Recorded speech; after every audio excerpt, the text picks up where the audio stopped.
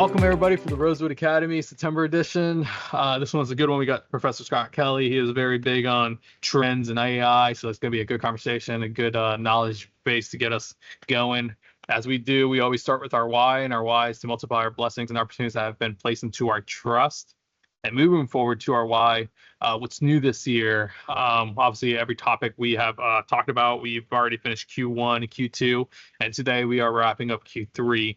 Q3 was navigating organizational growth and change. And as you guys, with the AR challenge, phase 1 and phase 2, there's been a lot of growth and change and learning. So this one, we're going to be leveraging technology for our team success. As always, you can always catch up and rewatch any of the Q1s, Q2, Q3 sessions. They are on YouTube. They're on the newsletter that Jay sends out every week. If you guys have any questions or anything like that, you can feel free to unmute, participate, or write in the chat. Jay will look into the chat, raise his hand, and read the chats out loud. But yeah, welcome everybody for the September. With no further ado, we have Professor Scott Kelly. Great. Thank you, Antonio. So I don't know about you, but can we have enough meetings talking about AI? It definitely feels like that is top of mind, top of the news, top of your feed if you're on LinkedIn. I know my feed is continually AI things. And so we are going to jump in today. Please jump in if you have questions. Antonio is going to be watching the chat. So if you don't want to unmute, please ask a question. We'll address it right away. We'll have time at the end as well, but happy to take questions right away. I do lead entrepreneurship at Campbell University.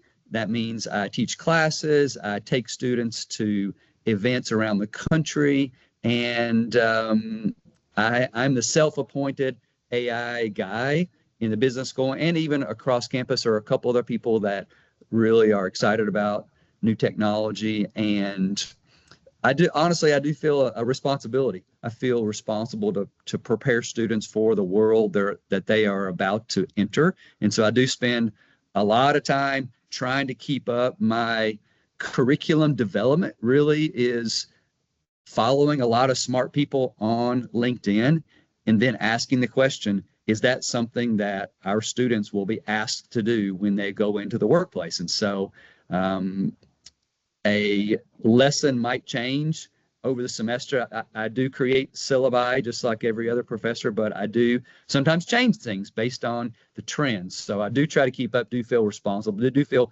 somewhat called to do that. So that is me at Campbell. I do enjoy the outdoors as well, try to do a little pickleball, a little mountain biking when I can with the family. So that's me. All right. Perhaps one question we're going to kick this off with. How did I prepare for the meeting that we're having right now? And so I do have a drive. I drive about an hour to get to Campbell. And I try not to be distracted when I drive, but I do confess that I do use voice mode in LLM. So specifically in GPT, I have conversations a lot. And so before my drive, I uploaded this presentation and said, I'm going to present to Rosewood Company. Give me some questions that might come up, review this deck, give me some more ideas of what I could add to this. And so first question, I wondered if GPT could accept my PowerPoint. It did. It read it, and we had a conversation. And then I also did a little prep with a custom GPT. So Antonio and I were talking about this. So I have many custom GPTs. And so when you open GPT, I specifically use this pre-meet GPT a lot, and it's a lot about preparing for meetings. And so I was just curious what it knew about Chandler Rose or Antonio or whatever. So I put a few people in, and it helped me kind of understand who might be on this meeting. So that was just initial thoughts on how I've changed the way I work, integrating AI into preparing for meetings. Okay. Questions, comments? Let's kick it off. And I did hear, I did meet with Chandler and Scott. Oh, go ahead. Is that somebody? Scott, I was just going to ask you, in those custom GPTs, like your pre-meet or your pre-flight, can you open up your kind of the editor and show the system instructions of what that looks like and why that's important and how that preps what that particular GPT's response is going to be? Yes, so glad you asked that. So, and we'll talk more about that too. This pre-meet looks at career history, their education, their hobbies, personal background. It goes to any publicly available source, including LinkedIn. So if the person that you're going to meet has a lot of info on LinkedIn, or they have a blog or some YouTube content, it can pull pictures, it can pull a lot of things. So, and I specifically, I know Bryson mentioned this, I try to learn their alumni, like which school they went to, and even how is that school doing in their sports. So, well, let's just do this. Let me, since you asked the question, you get to be the guinea pig here. So I'm going to put in, who asked that? Is that Bryson? Yep, that was Bryson. Bryson Aldridge. All right, here we go. Let's just do a little test. Sometimes it's not available, but we'll see here. So I'm going to go over to my GPT and put in Bryce. I'm going to put Rosa. If you have some info, that's always helpful. So I don't know where you went to school, Bryson, but this could tell us where you went to school, how those schools are doing in sports. Oh, it didn't do it. Is this true, JD at Appalachian School of Law? Yeah. Is that you? So far it's true. Okay. All right. Perfect. A bit of founded Arcline legal advisors. So, yeah. So a bit about Bryson there. I may need to go back and tweak some things. Oh, no, it's asking me, what else do you want to know? Let's see if I can learn hobbies. Anything's up there. And it obviously depends on how much public available.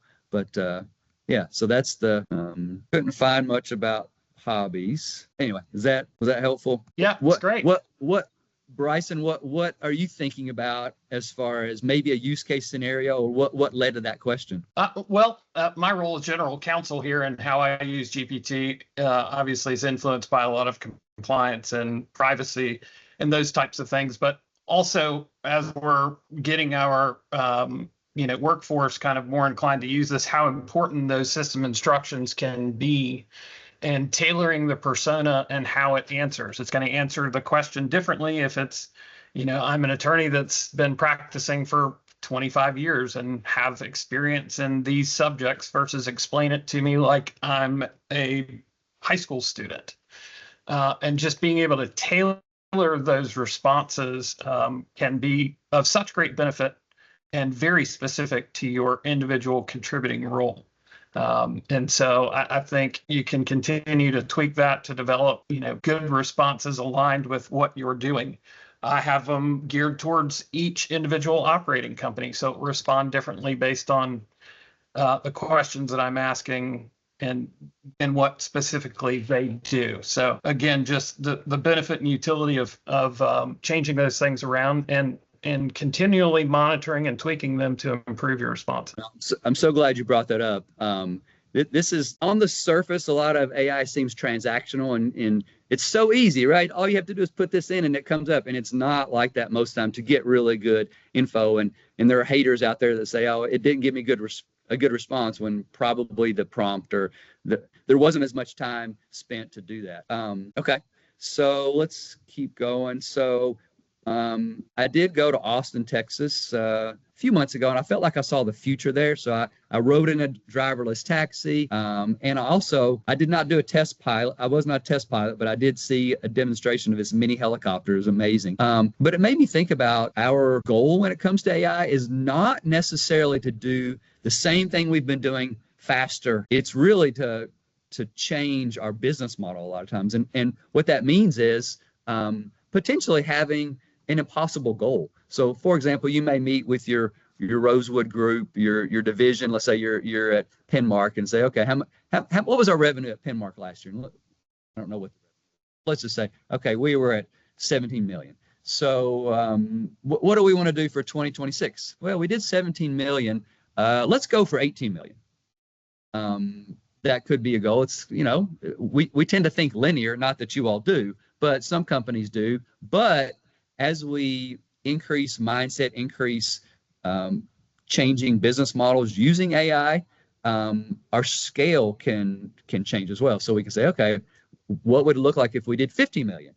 Oh, well, that would take a whole different business process. We might need to, not serve these customers as much as we have because they're less profitable, but how would we serve these higher dollar customers, for example? So AI is a lot of not necessarily doing the same things, but thinking about how we potentially won't do some things because we're doing a different business model.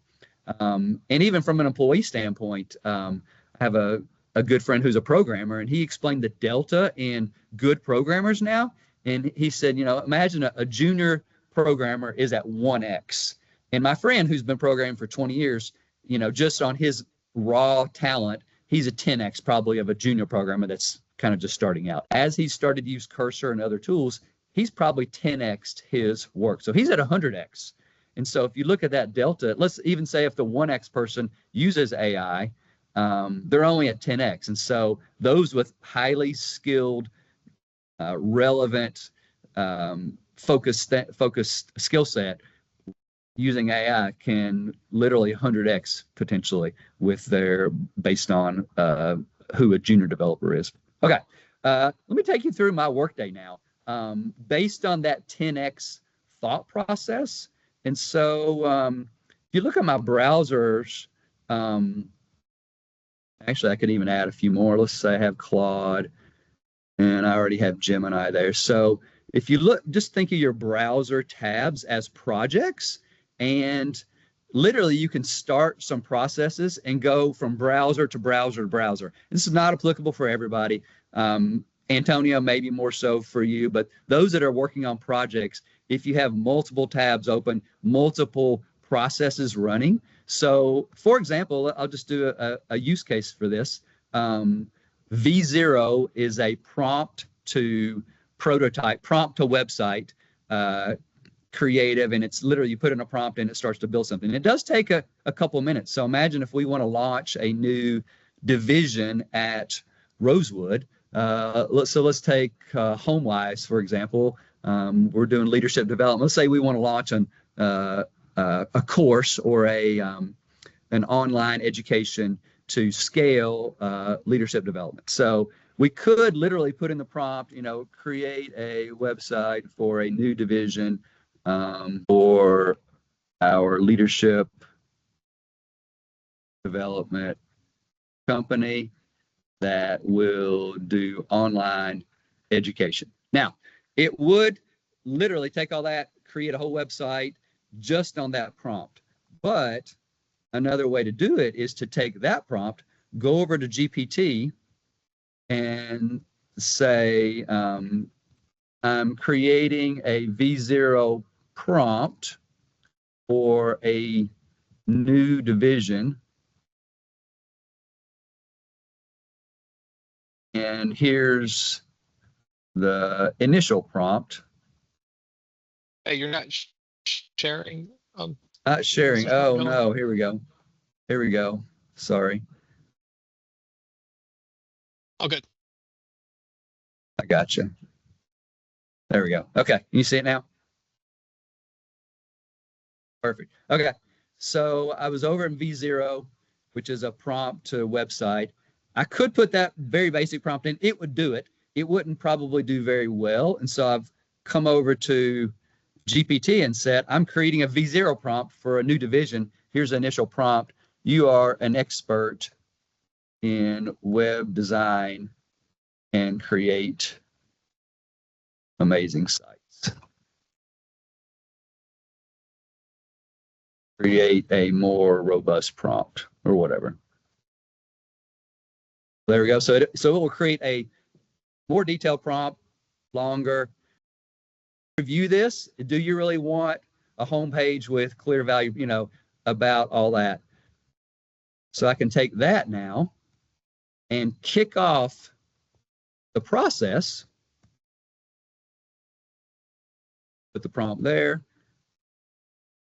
It will start to design the site. It's thinking about it. It will start to code, and it'll take a few minutes. So we're gonna move from that to our next thing, and we'll come back to this at the end.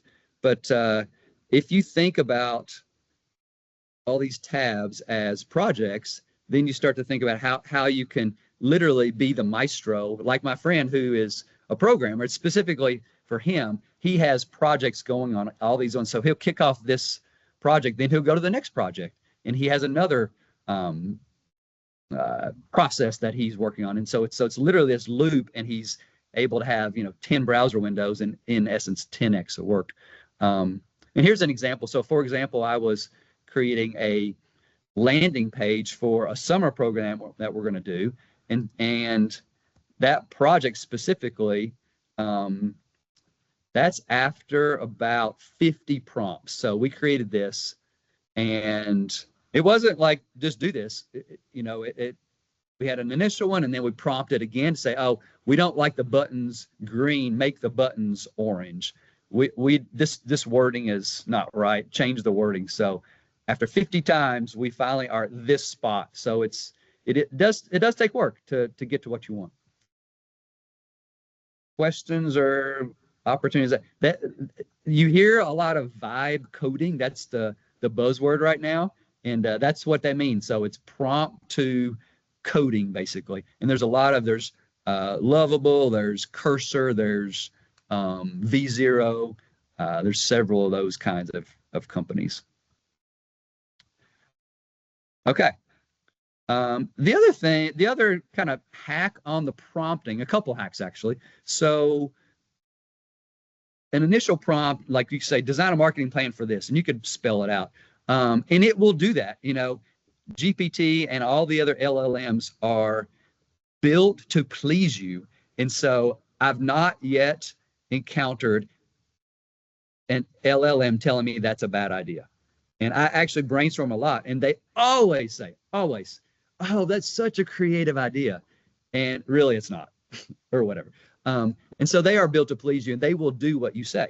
Another way to think about this is, instead of saying design a marketing plan, you could say, give me a few strategic frameworks on how you would design a marketing plan. And then it gives you the framework, and then you can push on that and use that framework. And it gives you a sense of control versus you're basically outsourcing all your thinking, right? And so doing that versus just design a marketing plan can uncover more of what you want to do.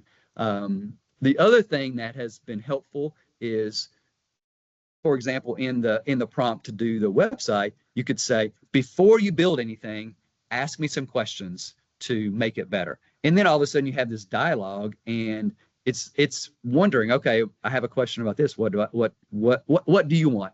And it's a control thing, and you're in more control as you answer questions related to your project. Okay.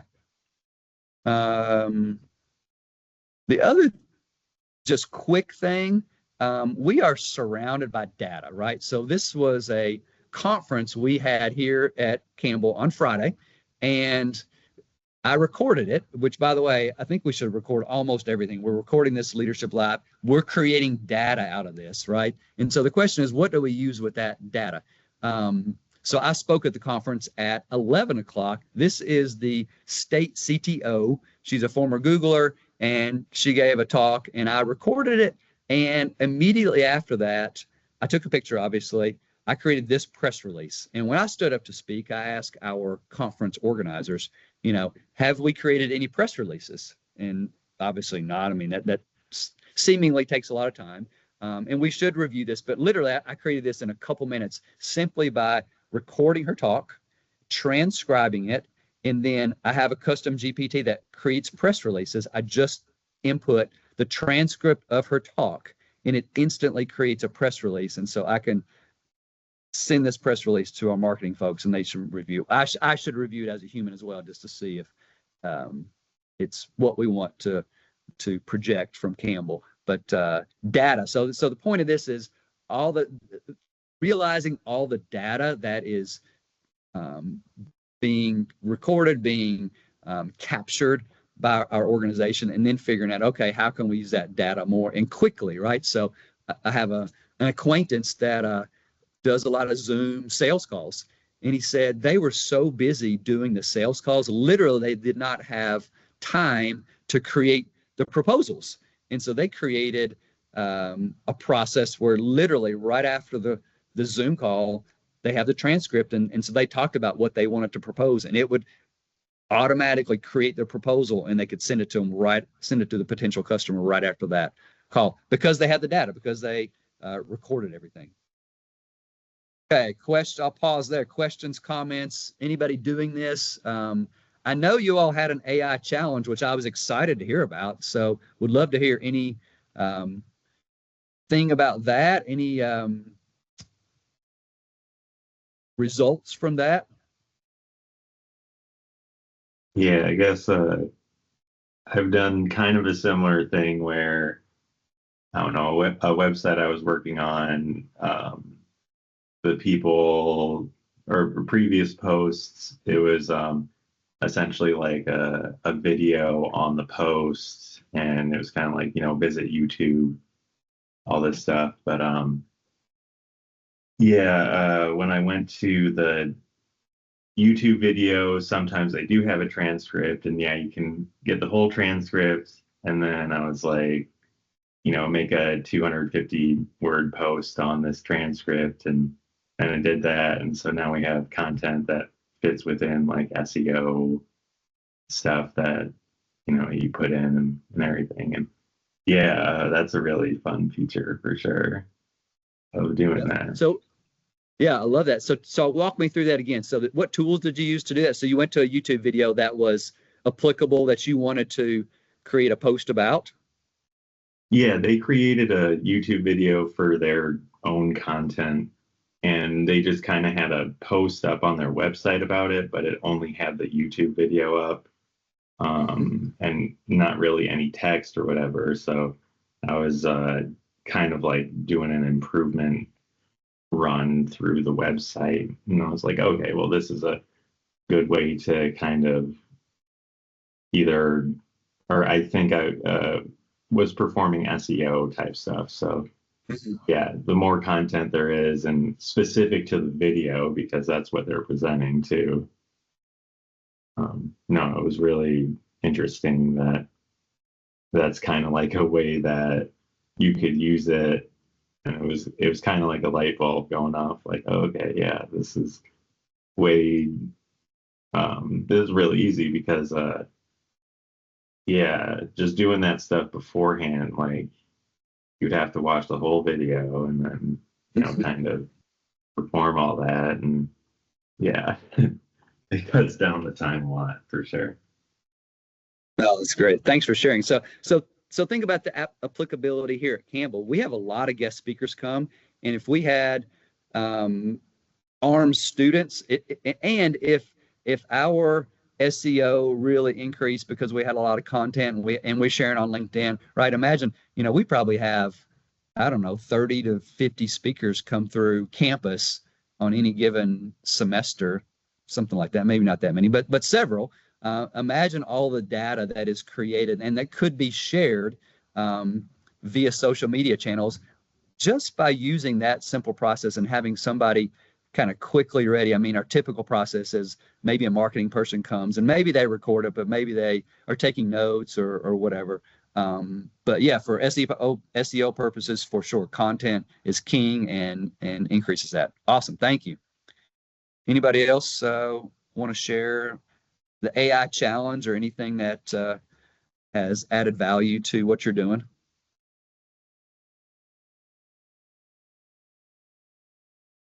Scott, I want to back up, I guess, to the coming in and speaking and sharing, and the I guess I'll be the downside of that discussion is that they're coming and sharing and speaking to Campbell students because of their trust and support of Campbell. So then if you're taking that recording and then putting it out to the public, as opposed to the purpose that motivated them, how are you going to align that ethically with who they decided to share their history and experience and knowledge with. Yeah, definitely good. Yeah, you would definitely want to talk to the speaker before you shared anything on social media, anything like that.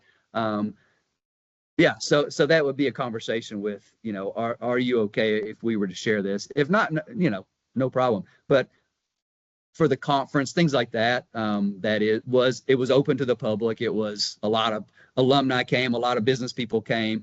There are kind of public events that are probably more aligned with a classroom. So if you were to come to a class, and there was very specific things shared with particular time, probably not the right venue for sure. Yes. It was, Just something to remember. Recording's happening everywhere, so everyone needs to be aware of that. But it's just well, I'm glad you brought. Oh yeah, well, I'm glad you brought that up. I mean, from a student perspective, right? I mean, there are students that record lectures in professors' classes, and then where do those go? And that's always a big question. And yeah, I appreciate it if a student will ask me and say, okay, we're going to record this and we're going to use it for this purpose. Yep. Yeah, great. Thank you. Okay, now let's jump in. So I did meet with Scott and Chandler and some others, and I want to go to custom GPTs and, well, first I'll go to voice mode. So I'm just curious if you'll put in the chat, how many LLMs do you have on your phone? So do you have Gemini? Do you have ChatGPT? Do you have Pi? Do you have Grok, Copilot? Just curious. And here's where I'm going with this. Kind of when we use it via mobile and with voice mode, we develop a skill of talking to machines. And we're seeing this more and more. So I'll give you a perfect example. I have a good friend. He just got hurt and he broke his arm.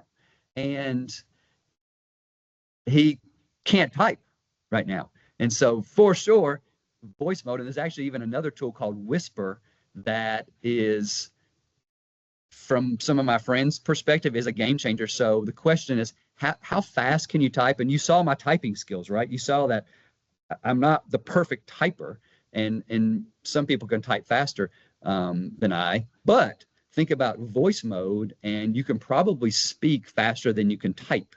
And so there's this idea of injecting data into a machine in a faster way and getting returns back. And so we're going to see this more and more in a lot of tools, or there's this voice functionality where you can talk, and we've seen this at the very beginning with Alexa and all this, but it feels like the next year or so we're going to see just more and more voice, and there is a skill. And so my proposal is to download Gemini, download ChatGPT, and use the voice functionality just to try it. And I think that return on investment, by the way, all of this is an investment in your time, right? I feel like I'm spending a lot of time researching new things, and some of it doesn't work out. And so there's an investment definitely in your time. But trying the voice mode, if you haven't done that, and even try multiple, I mean, Grok is very entertaining sometimes, and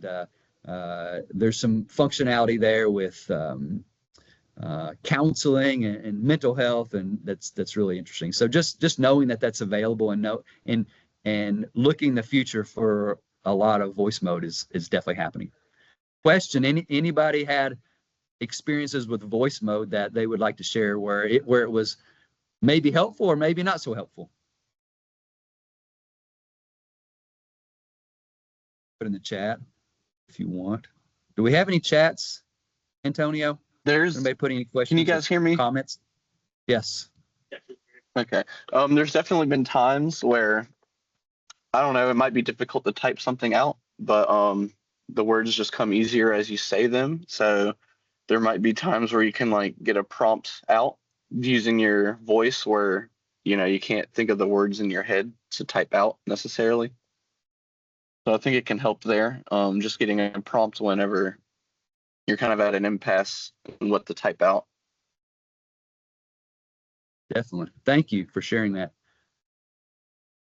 Okay, let's go to just a transition that I've made. So I've been using LLMs for 2 years now, at least. And for in the last few weeks, I've realized that I've gone from utilizing LLMs to training LLMs. And this is a mindset shift. And specifically, I was using it to train an interactive avatar. And the way this works is I recorded myself, speaking for a couple minutes. And so I had my avatar. And then it's not quite done yet. It takes some process. That was last week. And when I get my interactive avatar done, when they send it to me, I'm using HeyGen.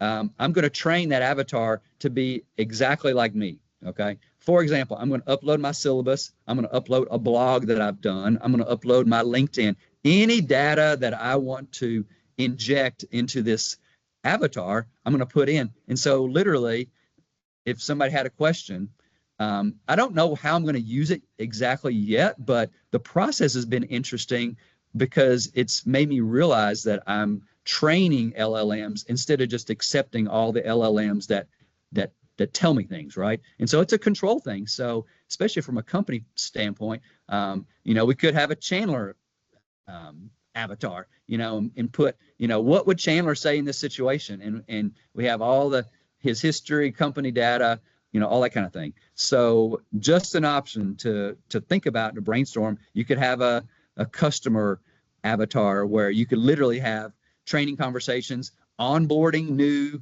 salespeople, new people that have interactions with people, could be applicable. Talk about AI agents versus custom GPTs and the difference, and when you might use an AI agent, when you might use a custom GPT. So here's some examples of a custom GPT and kind of how they work. And you all have seen these, but the way I've used custom GPTs are basically one word instructions. So one or a phrase, for example, the pre-meet, I need to put in a person's name and whatever, and it's pre-programmed to do things quickly, right? We could create a GPT, for example, and I'll just take you through this example. So if you create a custom GPT, by the way, I think with Enterprise, you may have create custom GPT possibility. If you don't, the other option is on Gemini. So custom GPT is only for Plus members, but I realized a couple weeks ago in Google, they have what's called gems, and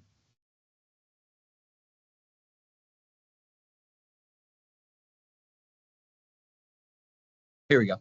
And they're exactly like custom GPTs, and these are free. So anybody with Google, anybody with a Gemini account, which is free, you can create a gem, which is exactly like a custom GPT. And so if we were to, let's say we were at Penmark and we wanted to just take the dimensions of a closet and create some options, right? So if somebody said, hey, I have a closet that's 7 foot by 4 foot or whatever. I actually created a prompt. Here we go. So I said, I want to create a custom GPT that outputs some closet options when I put in the size. Will you create some instructions I could put in a custom GPT? And obviously this could be tweaked a lot, but so I'm going to create a Penmark Closet Designer GPT, and it will give some options in theory. So these are my instructions. I'm going to go over here to create, and I could configure this, put in my instructions, closet designer, let's say. Okay. And I'm going to create this.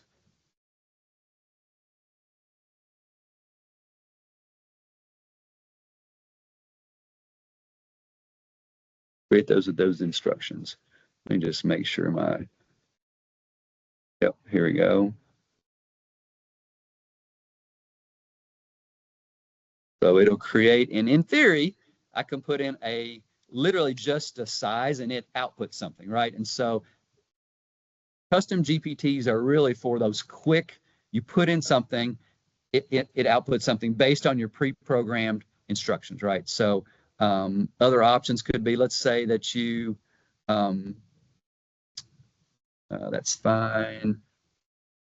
You're creating a leadership development custom GPT, and I could put in my personality traits. Like if you do Myers-Briggs, if I'm an INTJ, I could put an INTJ and it automatically create custom leadership plan based on my personality, right? So if you start to think about all those options, then as you uncover, oh, here's where you could use a GPT. An AI agent, on the other hand, by the way, any questions? Anybody created custom GPTs that have been helpful that you've seen in your day-to-day responsibilities? I know some of the marketing folks have definitely created some interesting ones.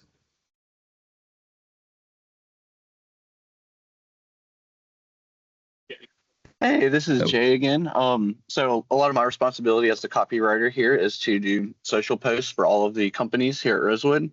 So our marketing team, over the course of the last year or two, have gathered what we call brand guides for or story brands for each company. And we'll put that into our GPT, and we'll have basically the GPT spit out a month of content in line with our brand guide and what we want to talk about that month. And that turns hours into, seconds of writing multiple captions. And it just, I still have to go in and do the human edits, make it my own, but it saves so much time just having that already planned out for me.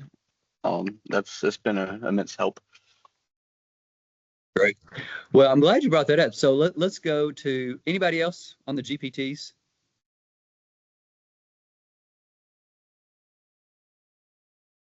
Let's go over to AI agents and look at the difference in how they could do it, and related to your custom GPT scenarios.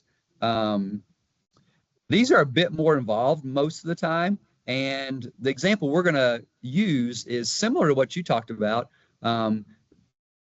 If let's say that you're overwhelmed by all the announcements, all the tech announcements, and you want to keep up, and you want to specifically follow certain industries. So let's just say we want to follow the closet industry, and every week you want some information about that particular industry sent to your inbox, and this is how that would go. So I've used agent.ai. There's a lot of agent builders, but specifically agent.ai.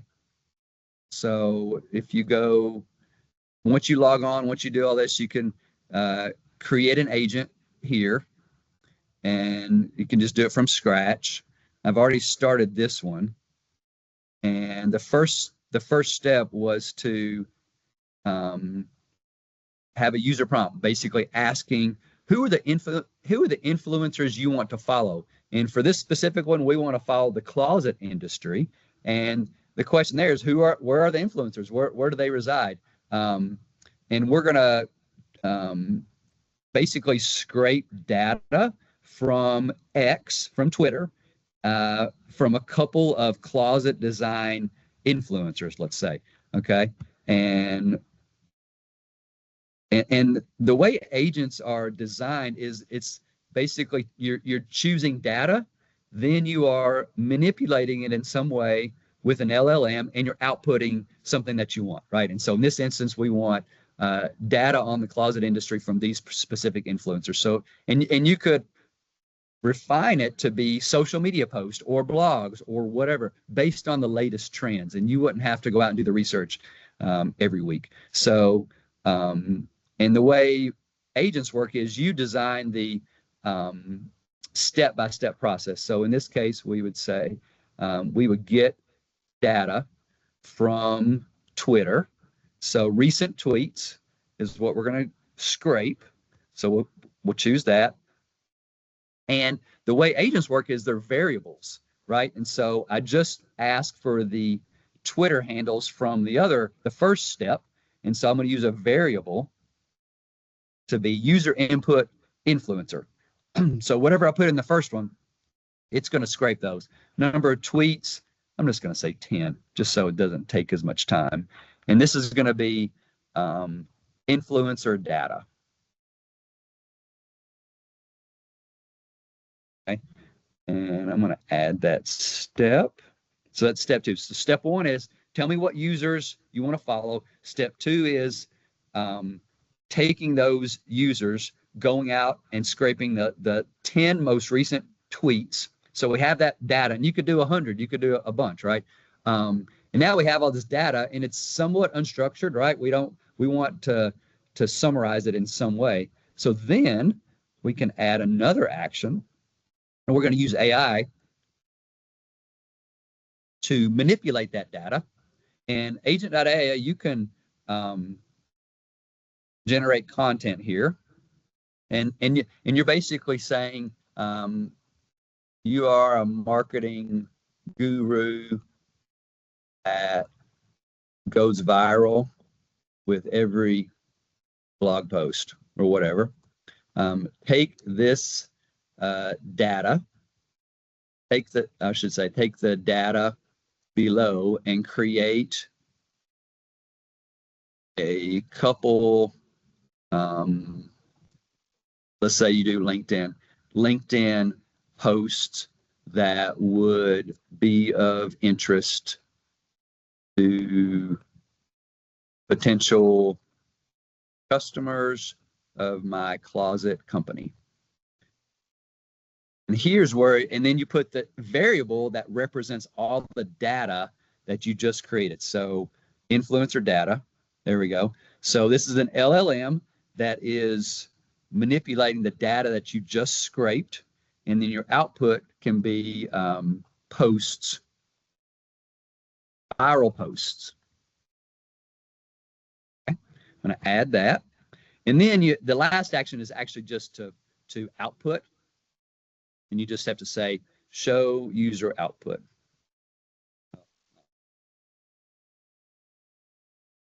Show user output, and then you just put the variable that you just created. So a viral post was my variable. Okay, I add that. Okay, so I have this. I can save it, publish changes, and I'm going to run it. And I actually went over and got some closet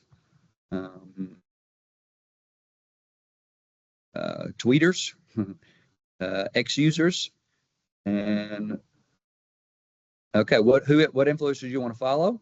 I'm going to follow. This is Closets by Design, so I'm going to go over here and just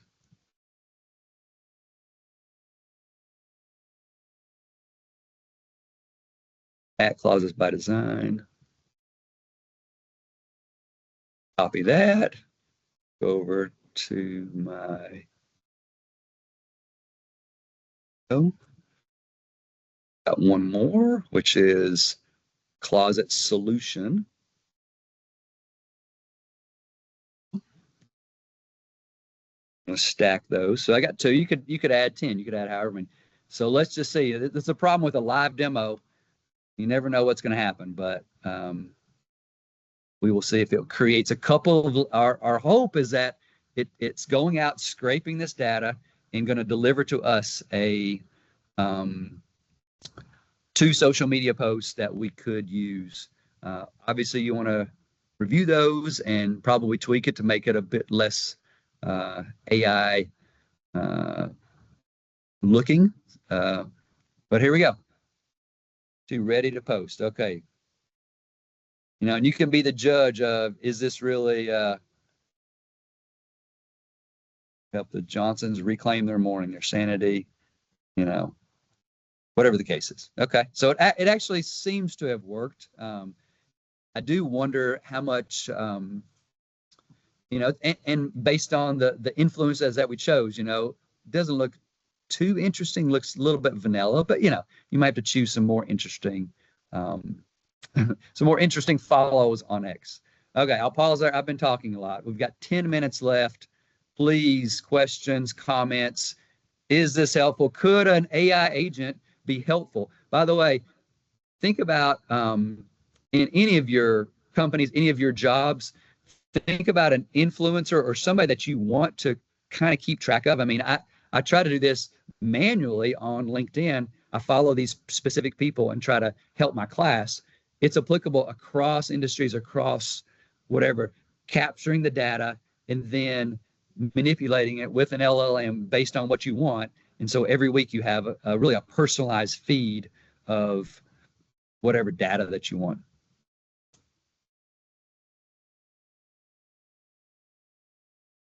Scott, at some point, I know we only have a few minutes left. Can you, I know there's some people who may not do tech work as part of their job. Sure. Maybe you could toss in a couple of ideas for how to use this in other contexts. So personal life, or your PTA, your church, your other things that you might be doing. Oh, for sure. So yeah, I mean, let's go. I'll show you. So my custom GPTs. So I have spent the last 2 weekends working on my 2004 Dodge Ram 1500. My daughter drives this truck, and she called me last week and she said, got a problem at school. So we spent all weekend last weekend replacing the water pump in the school parking lot. We burned up GPT and YouTube, finally got it done. And then this weekend we did the same thing. We replaced the spark plugs. So it helps you bond with your daughter. I can tell you that. 17-year-old. She's interested in working on cars. Who would have thought? So definitely applicable. And also, I mean, I'm a man of faith. I try to read scriptures. I have a custom GPT that I can put any scripture in, and it will tell me how I could, here, actually, let me share. Oh, I'm sharing. It will tell me how I could teach youth with this scripture. So if you just put in, John 3:5 or whatever, tells you the historical background. It tells you the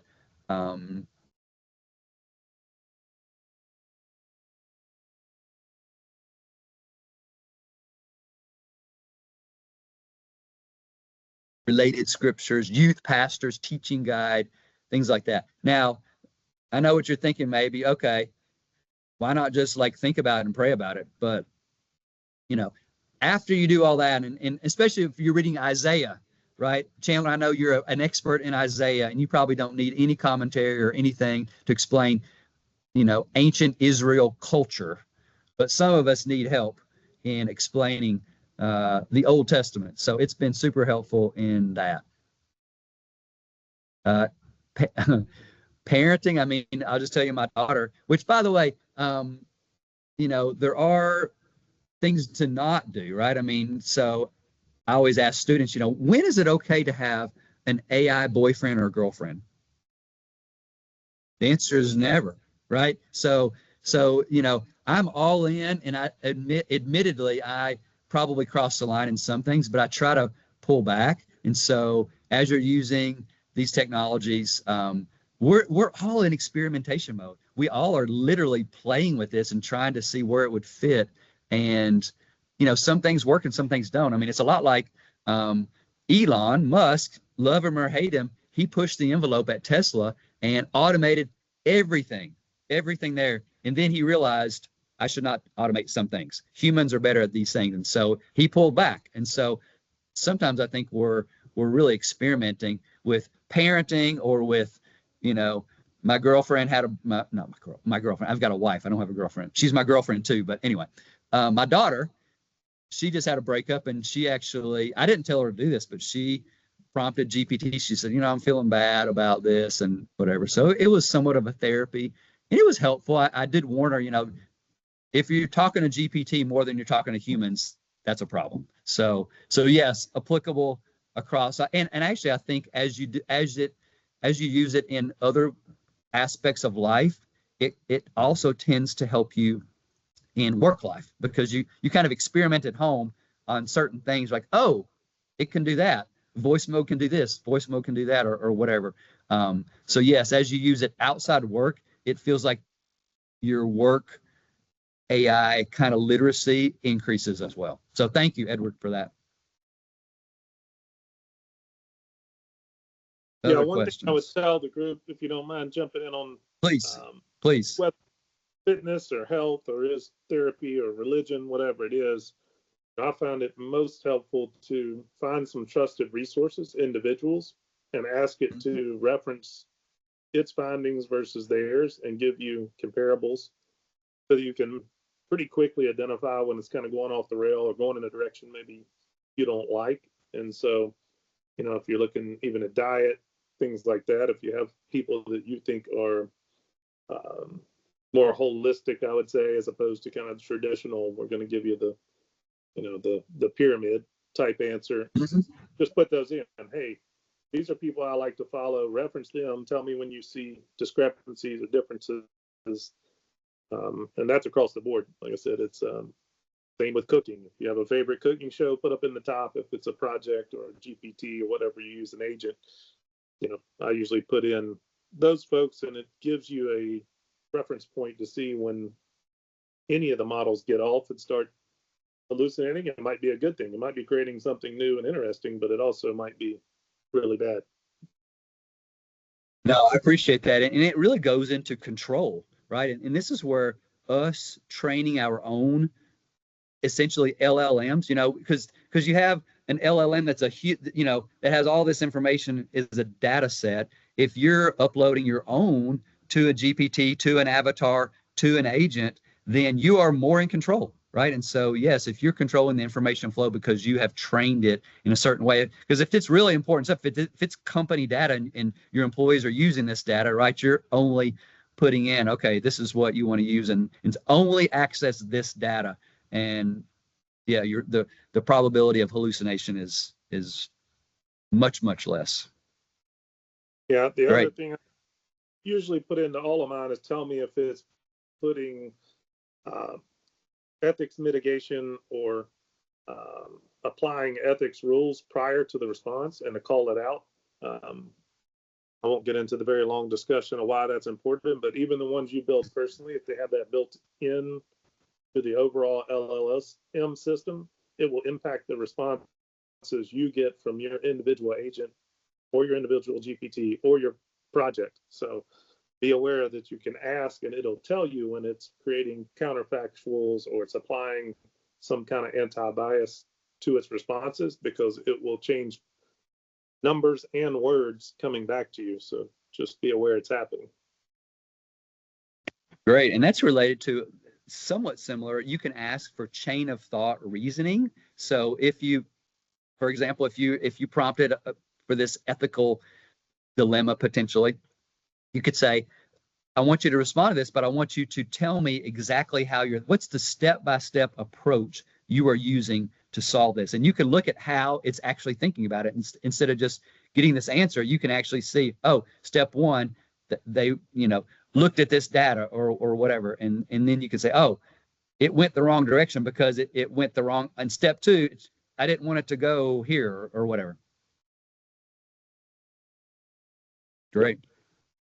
Thank you, Chandler. Anything else, Antonio, you want to end anything else, Chandler? No, I appreciate it. I think just the time investment circles back to your point early on. I know guys that are rolling it out in big tech companies. 6x is kind of their current baseline expectation. But if you feel like you're wasting an hour, but you're becoming 6 times more productive or 10 times more productive, you're not spending more time. It's exponential speed, even in everyday life decisions. So that's just something to keep in mind, that it's a rabbit hole you can go, as far as Scott has, or obviously I have, and other people that is probably trying to stay on the front end. But even learning it day to day, it is getting at a lot more time. And so that's, I think, a positive. I don't see learning it and preparing for the AI change as the same as building a bunker and getting some emergency food. It's only going to make you have more ability to learn. And so even if you're ahead of the curve, you're not wasting a bunch of time preparing for something that won't have a positive impact. And so I think that's a little different as well. You know, the AI change is coming. How big, how impactful, who knows? But, you know, getting a better meal plan, a better workout plan, helping you schedule your weekend or time with your friends and family is not bad. That's good. And so just make sure you do it wisely, but it is time well spent. I appreciate you saying that. I'm excited about the future, honestly. I mean, some people are not. And my message to the students and to anybody using this is, you know, think about the ability. You can create anything you want now. You're only limited by your curiosity. We are the most powerful generation, and any ideas now. I mean, this is literally the idea generation. That's what Sam Altman said, who started OpenAI. He said this is the idea generation because your ideas can become reality more so than they ever have before. And so that's what's exciting to me, is the creative aspect of whatever you want to create. So look forward to seeing what you all create. Okay, very good. Good spot to probably wrap it up. And I appreciate your demos and enthusiasm and perspective on AI. Great. Thanks, Chandler. Thanks, team. Thanks, Antonio. Thanks, everybody. Oh, thank you guys. Thanks. Thanks, everyone. Thank you guys. Thank you for joining. Great day. Thank you, Scott. You got it.